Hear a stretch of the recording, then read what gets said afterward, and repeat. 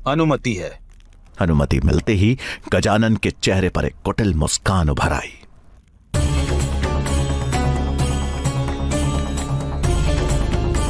अब देखता हूं कैसे मिलेगा चाणक्य के शिष्य चंद्रगुप्त को यहां प्रवेश। आचार्य गजानन की साजिशों को कैसे नाकाम करेंगे चाणक्य। तक्षशिला विश्वविद्यालय में चंद्रगुप्त को प्रवेश मिल पाएगा।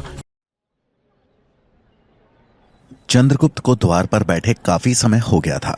विद्यार्थियों को अलग अलग हथियारों से अभ्यास करता देख चंद्रगुप्त से अपनी उत्सुकता दबाई नहीं गई। द्वार पर बैठे द्वारपाल का जैसे ही ध्यान भटका, चंद्रगुप्त ने मौके का फायदा उठाया और शस्त्र विद्या के अभ्यास प्रांगण में जा पहुंचा।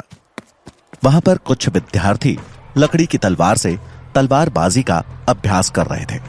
उन्होंने भले ही धोती पहनी थी, लेकिन रंगरूप से साफ पता चल रहा था कि वो सब किसी राजसी कुल के ही राजकुमार थे। चंद्रगुप्त उत्सुक होकर वहीं खड़ा होकर उनके अभ्यास को देखने लगा। उनमें से एक राजकुमार लकड़ी की तलवार से अपने प्रतिद्वंदी के सिर पर लगातार वार किए जा रहा था। वो दूसरा बच्चा अपनी ढाल से हर वार को रोकने के प्रयास में बस धीरे धीरे ढाल लिए नीचे झुकता जा रहा था। ये देख चंद्रगुप्त चिल्लाया, अपनी ढाल से उसकी तलवार का रुख बदल दो, तुम्हें पलटवार का मौका मिल जाएगा। ये देख तलवार से वार कर रहा राजकुमार रुक गया और चंद्रगुप्त की ओर बढ़ते हुए बोला, कौन है तू? हमसे ज्यादा जानता है क्या? हाँ? उसके साथ अभ्यास कर रहे राजकुमार भी उसके पीछे पीछे चंद्रगुप्त के पास पहुंच गए और उसे घेर लिया। अपने भोलेपन में उत्तर देते हुए चंद्रगुप्त ने कहा, मेरा नाम चंद्रगुप्त है और जल्द ही मैं भी यहां शिक्षा ग्रहण करने वाला हूं। रही बात अभ्यास की, तो मुझे लगता है कि अभी तक जो मैंने देखा उसके हिसाब से मैं आपको मात दे सकता हूं। चंद्रगुप्त की बात सुनकर सभी जोरों से हंसने लगे। एक ने उसके मैले कपड़ों को देखते हुए कहा, तुझे मालूम भी है, यहां केवल बुद्धिजीवी और राजसी परिवार के बच्चों को ही प्रवेश मिलता है। रास्ते से उठकर आए भिखारियों के लिए नहीं है तक्षशिला। यह सुनकर चंद्रगुप्त मायूस हो गया। इससे पहले कि वो कुछ कहता, उनमें से एक ने चंद्रगुप्त के कुर्ते में हो रहे छोटे से छेद में उंगली फंसाकर उसे एक सिरे से फाड़ दिया। ये देख तलवार लिया हुआ राजकुमार बोला, अरे ये कुर्ता तो फट गया, अब कल से क्या पहनेगा? केले के पत्ते। ऐसा कहते हुए सभी उसका उपहास करने लगे। चंद्रगुप्त क्रोधित हो उठा और उसने कुर्ता फाड़ने वाले राजकुमार को जोर का धक्का देते हुए जमीन पर गिरा दिया। यह देख लकड़ी की तलवार लिए राजकुमार ने चंद्रगुप्त की पीठ पर वार किया। अचानक हुए इस हमले से चंद्रगुप्त को झटका लगा, लेकिन अगले ही पल उसने अपने आप को संभालते हुए वहां पड़ी ढाल उठाई और उसके सामने आकर बोला, पीठ पर वार करना कायरों का काम है, लड़ना है तो सामने से लड़ो। चंद्रगुप्त को ललकारता देख उसने पूरी ताकत के साथ अपनी तलवार से चंद्रगुप्त पर वार किया, लेकिन चंद्रगुप्त ने चालाकी दिखाते हुए अपनी ढाल से बस उसकी तलवार का रुख मोड़ दिया और वो जमीन से जा टकराई। मौके का फायदा उठाकर चंद्रगुप्त ने ढाल से उसकी छाती पर एक जोर का वार किया और वो राजकुमार दूर जा गिरा।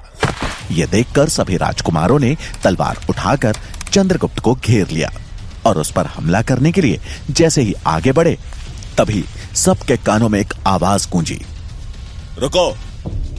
सबकी तलवारें अचानक से थम गई। सामने देखा तो चाणक्य खड़े थे, जिनके चेहरे पर क्रोध स्पष्ट झलक रहा था। उनका चेहरा देखकर सभी राजकुमार घबरा गए। चंद्रगुप्त भी एक पल के लिए सहम गया। चाणक्य क्रोधित स्वर में बोले, राजकुल से हो, यहां शस्त्र विद्या का पाठ ले रहे हो या छल विद्या का? यह सुन वहां खड़े सभी छात्रों ने डर के मारे अपनी नजरें नीची कर ली। चंद्रगुप्त जमीन से उठा। अपने सामने चाणक्य को देखकर उसकी जान में जान आई। चाणक्य ने उन राजकुमारों को देखते हुए कहा, एक निहत्थे इंसान को घेर कर मारना तक्षशिला की किस युद्ध नीति में लिखा है? किसी के पास इसका कोई उत्तर नहीं था। चाणक्य ने एक नजर उन सबको देखा और बोले, नियमों का उल्लंघन हुआ है।